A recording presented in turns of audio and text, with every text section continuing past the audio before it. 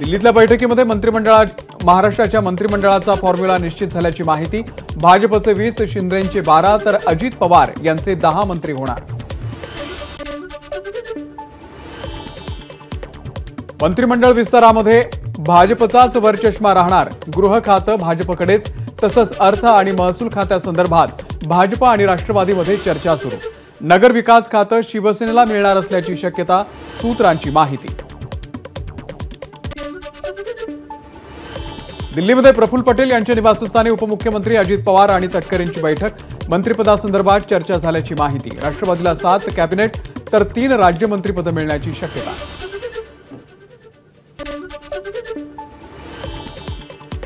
मंत्रिमंडळ विस्तारामध्ये कोणताही तिढा नाही। मंत्री कोण असतील याचा निर्णय पार्लमेंटरी बोर्ड घेईल। मुख्यमंत्री देवेंद्र फडणवीस यांची माहिती। राज्यात कायदा आणि सुव्यवस्था ढासळलेली आहे। गृहमंत्रीपद कुणाला द्यायचं, ते का द्यायचं, ते पण तात्काळ द्या, एकनाथ खडसे यांची मागणी। विरोधी पक्षनेतेपदासंदर्भामध्ये प्रस्ताव आला पाहिजे। प्रस्ताव आला तर नियमानुसार निर्णय घेतला जाईल। विधानसभा अध्यक्ष राहुल नार्वेकरांची प्रतिक्रिया। निवडणूक आयोगानं काही आमदारांना पाठवलं स्मरणपत्र। निवडणूक काळामध्ये केलेल्या खर्चाचा उमेदवारांना 23 डिसेंबरपर्यंत तपशील द्यावा लागणार, अन्यथा 3 वर्षांसाठी आमदारकी होऊ शकते रद्द।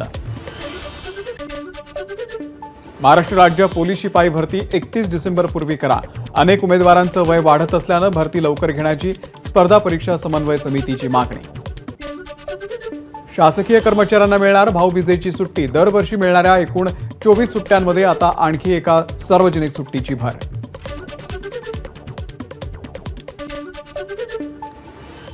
आणि आता एक मोठी बातमी आहे। अहिल्यानगरच्या पारनेरमध्ये एका उद्योजकाला मारहाण झालेली आहे। पारनेरमधल्या सुपा MIDC मध्ये हा सगळा प्रकार घडलाय। मारहाणीचा प्रकार सीसीटीव्ही कॅमेऱ्यात कैद झालाय। 8 ते 10 जणांनी मिळून ही मारहाण केल्याची माहिती मिळते। मारहाणीमध्ये दिनेश उरमुडे हे गंभीर जखमी झालेले आहेत।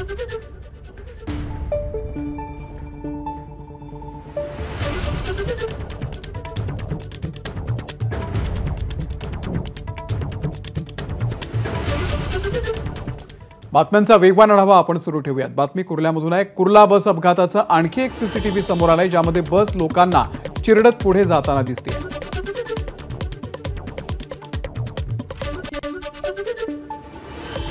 कुर्ला अपघातानंतरचा एक धक्कादायक आणि लाजिरवाणा प्रकार उघड। अपघातामध्ये मृत महिलेच्या हातातील सोन्याच्या बांगड्यांची चोरी। हेल्मेट घातलेल्या युवकानं सर्वांसमोर मृत महिलेच्या बांगड्या चोरल्या।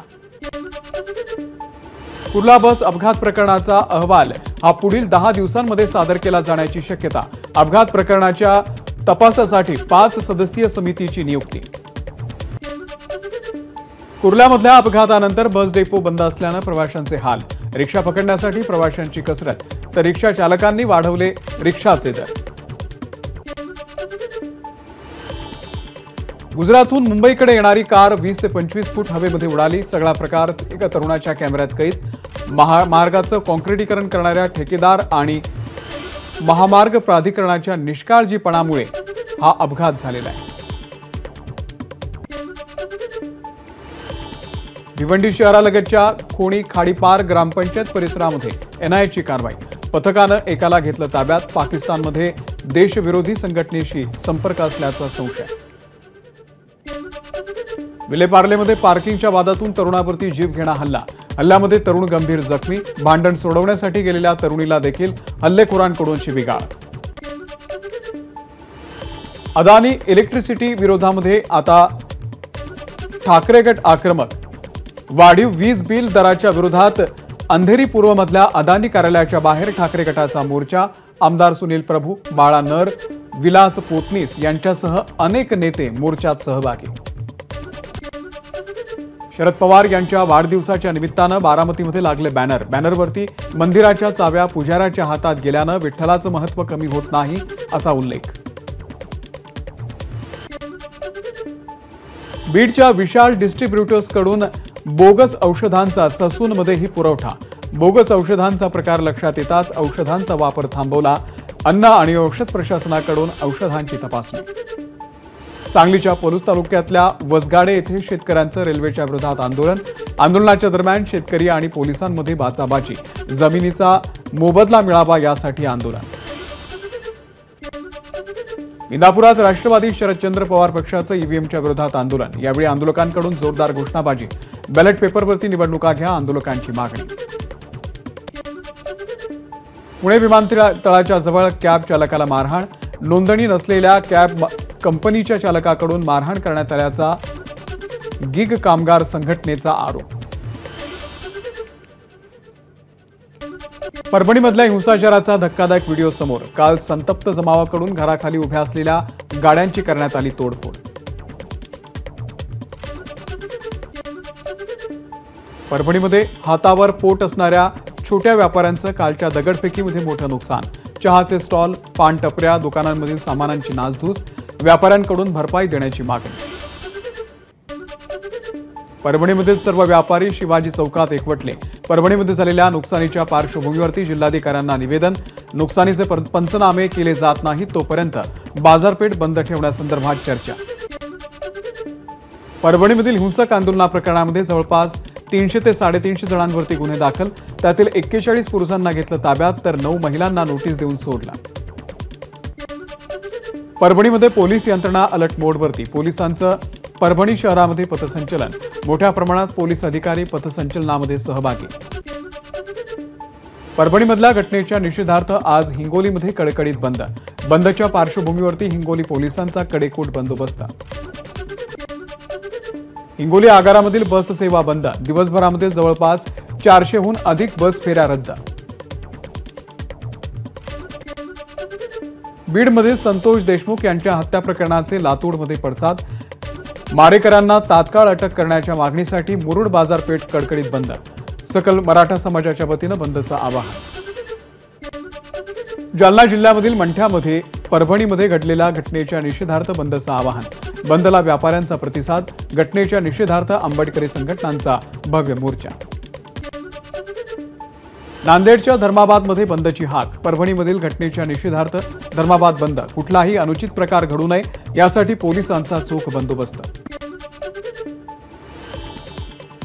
नांदेडच्या शासकीय रुग्णालयामध्ये बनावट औषधांचा पुरवठा. न्यूक्लॉस 625 या बनावट औषधांचा पुरवठा झाल्याचं औषध विभागाच्या तपासणीनंतर उघड. संतोष देशमुख यांचं हत्या प्रकरण फास्ट ट्रॅक कोर्टामध्ये चालवण्याची धनंजय मुंडेंची मागणी. बीडचा बिहार झालाय असं म्हणून बीडला बदनाम करू नका, मुंडेंचं वक्तव्य. बीडमध्ये राष्ट्रवादीचे वाल्मिक कराड, विष्णू चाटे यांच्यावरती खंडणीचा गुन्हा. पवनचक्की कंपनीकडे 2 कोटींची खंडणी मागितल्याचा आरोप. सरपंच हत्या प्रकरणातील आरोपी सुदर्शन घुले याच्यामार्फत मागितली खंडणी. मुख्यमंत्री युवा कार्य प्रशिक्षण योजनेचं 2 ते 3 महिन्यांमध्ये वेतन थकीत. त्यामुळे वेतन कमी असलं तरी वेळेवर देण्याची विद्यार्थ्यांची मागणी. योजनेचा कालावधी वाढवण्याची देखील मागणी. धाराशिवमधल्या एका शाळेतील शिक्षकावरती सहकारी शिक्षिकेकडूनच बलात्काराचा आरोप. संबंधित शिक्षकावरती बलात्काराचा गुन्हा दाखल. बलात्कारी शिक्षकाविरुद्ध पालकही आक्रमक. प्राचार्य हटावची मागणी. वातावरण बदलाचा तुरीला फटका. संपूर्ण पिकावरती शेतकऱ्यांनी फिरवला नांगर. सोशल मीडियावरती व्हिडिओ शेअर करत शेतकऱ्यांना मांडली व्यथा. धाराशिवमधील भूम तालुक्यामध्ये बिबट्याची दहशत. मात्रेवाडीमध्ये शेतकऱ्यावरती बिबट्याचा हल्ला तर परंडा इथे शेळीवरती बिबट्यानं मारलेली झडप वन विभागाच्या कॅमेऱ्यामध्ये कैद. धुळ्यामध्ये आंबेडकरी अनुयायांचं निषेध आंदोलन. परभणीमध्ये संविधानाची विटंबना करणाऱ्यांवरती कठोर कारवाई करण्याची आंदोलकांची मागणी. नाशिक जिल्ह्यामध्ये गेल्या 9 महिन्यात 120 बस अपघात. अपघातात 22 जणांचा मृत्यू. 102 पैकी 46 अपघात एसटी महामंडळाच्या चालकांच्या चुकीमुळे झाल्याचं समोर. अहिल्यानगर पालिकेच्या अनेक बसेसची दुरावस्था. 10 दिवसांमध्ये खराब बसेसचा प्रश्न मार्गी लावा, अन्यथा दंडात्मक कारवाई करू. संबंधित ठेकेदाराला महानगरपालिका आयुक्तांचा इशारा. नाशिकच्या मालेगावमधील नामको बँकेमधील आर्थिक गैरव्यवहार प्रकरणाचा संबंध हा ऑनलाईन गेम सोबत. एकाच दिवसामध्ये अनेक खात्यातून व्यवहार झाल्यानं ऑनलाईन गेमसाठी त्याचा वापर झाल्याचा पोलिसांना संशय. शिर्डीमधल्या साई मंदिर परिसरामध्ये NSG ब्लॅक कमांडोकडून मॉकड्रिल. मंदिर परिसरामध्ये अतिरेकी हल्ला झाल्यानंतर कारवाई कशी करावी या संदर्भात करण्यात आलं मॉकड्रिल. शिर्डीमधल्या साई मंदिरामध्ये आजपासून हार, फूल, आणि प्रसाद वाहण्यास परवानगी. कोरोना काळापासून घालण्यात आली होती बंदी. शिर्डीमधल्या साई मंदिरामध्ये आजपासून हार फुलं वाहण्यास परवानगी. याच पार्श्वभूमीवर सुजय विखे यांनी विक्री केंद्रावरून महिला हार घेत साईंना अर्पण केला. उत्तर भारतातील थंडीच्या लाटेचा नंदुरबार जिल्ह्यातल्या पपई उत्पादकांना फटका. पपईचा भाव 12 रुपये किलोवरून 8 रुपये प्रति किलोवर. नंदुरबारच्या चिंचपाडामधील शासकीय आदिवासी वसतिगृहातील मुलींना विषबाधा. सायंकाळच्या जेवणातून विषबाधा झाल्याचा अंदाज. 22 मुलींना त्रास. नंदुरबारमध्ये बालमृत्यू चिंतेचा विषय. गेल्या 7 महिन्यांमध्ये 6 वर्षांपर्यंतच्या 398 बालकांचा मृत्यू. शासकीय आकडेवारी समोर. हिवाळी अधिवेशनाच्या पार्श्वभूमीवर आजपासून नागपूरमध्ये विधिमंडळ सचिवालयाचं काम सुरू. इतर प्रशासकीय कामांनाही सुरुवात. हिवाळी अधिवेशनाच्या पार्श्वभूमीवर नागपूरच्या रवी भवनामध्ये मंत्र्यांसाठी 40 बंगले सज्ज. 16 डिसेंबरपासून अधिवेशनाला होणार सुरुवात. एनआयएच्या टीमकडून अमरावतीमध्ये 1 जण ताब्यात. अमरावतीच्या छायानगर परिसरात कारवाई. हा युवक पाकिस्तानमधील संघटनेच्या संपर्कात असल्याची माहिती. फॉरेक्स ट्रेडिंगच्या नावानं भंडाऱ्यामध्ये ग्राहकांची 11 कोटी 48 लाख रुपयांची फसवणूक. लाखांदूर पोलीस ठाण्यामध्ये दोघांविरोधात गुन्हा दाखल.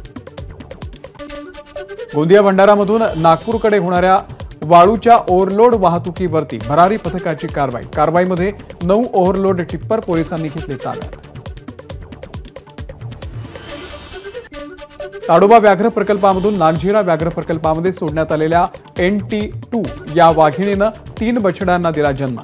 ट्रॅप कॅमेऱ्यामध्ये पिल्लांचा फोटो कैद. वंचितचे जिल्हा प्रमुख अण्णा जाधव यांच्यावरती झालेल्या हल्ल्याच्या निषेधार्थ चिपळूणमध्ये मोर्चा. या मोर्चामुळे मुंबई गोवा महामार्गावरती वाहतूक मंदावली. सावंतवाडी नगरपालिका परिसरातील मोती तलावामध्ये मृतदेह आढळला. संबंधित व्यक्तीनं आत्महत्या केल्याचा प्राथमिक अंदाज. पोलीस तपास सुरू.